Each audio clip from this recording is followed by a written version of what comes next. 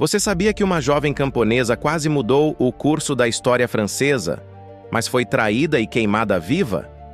Joana d'Arc tinha apenas 19 anos quando foi capturada em Compiègne, em 1430. Os borgonheses a venderam aos ingleses por 10.000 francos.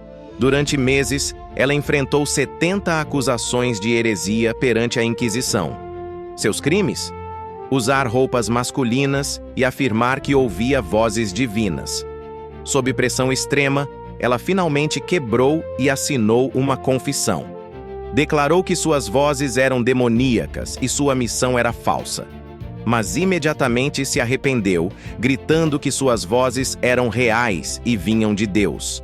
Na manhã de 30 de maio de 1431, foi acorrentada a uma estaca de madeira na Praça de Rouen.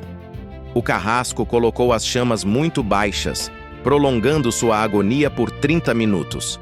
Ela gritava, "Jesus!", repetidamente enquanto as chamas subiam. Milagrosamente, seu coração permaneceu intacto após a queima. Os executores tiveram que queimar seus restos mais 2 vezes. Uma santa nasceu das cinzas da injustiça.